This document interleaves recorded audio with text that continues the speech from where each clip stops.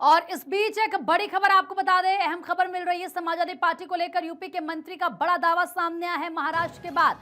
अब यूपी में टूट का नंबर ओपी राजभर की तरफ से कहा गया, समाजवादी पार्टी में टूट होने वाली है।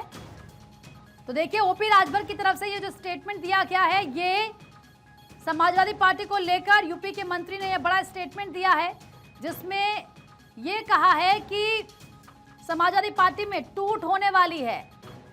पूरी समाजवादी पार्टी बीजेपी में शामिल होने को तैयार है। रामगोपाल यादव ने अमित शाह को चिट्ठी दी है। तो ये ओपी राजभर की तरफ से बड़ा स्टेटमेंट दिया गया है। अब ये कह रहे हैं कि महाराष्ट्र के बाद अब यूपी में भी टूट का नंबर है और समाजवादी पार्टी में टूट होने वाली है। टूट क्या, वो तो ये कह रहे हैं कि किस तरीके से पूरी समाजवादी पार्टी बीजेपी में शामिल होने को तैयार है। राम गोपाल जी एक बढ़िया चिट्ठी माननीय अमित शाह जी को थमा दिए हैं।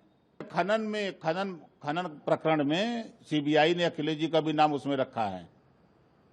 बाहरी घूमत हुआ, गायत्री प्रजापति जेल में है वही मामले में, और गोमती रिवर फ्रंट में कोई गैर जेल में।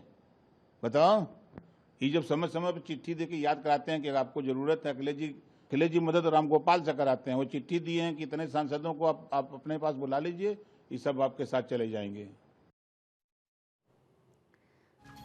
तो ओपी राजभर को आपने सुना, ओम प्रकाश राजभर, जिनकी तरफ से यह बयान दिया गया है समाजवादी पार्टी को लेकर।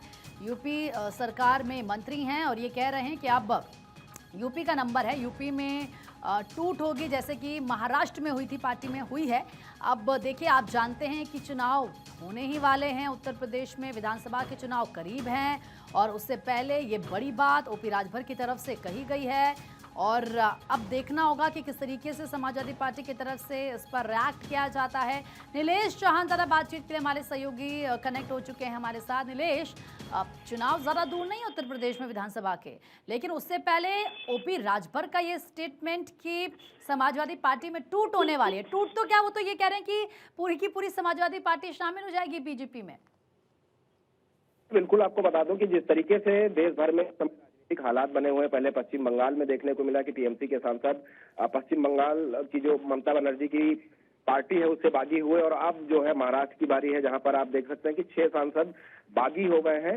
उद्धव ठाकरे का उन्होंने साथ छोड़ दिया, शिंदे गुट में वो शामिल होने के लिए बिल्कुल तत्पर है। उसके ठीक बाद जो है उत्तर प्रदेश के मंत्री का बयान सामने आया है, जहां पर राजभर ने साफ तौर पर कहा है कि 2027 में तो उत्तर प्रदेश में चुनाव है, लेकिन उससे पहले समाजवादी पार्टी के बड़े पैमाने पर जो सांसद चुने गए हैं वो भाजपा में शामिल होंगे।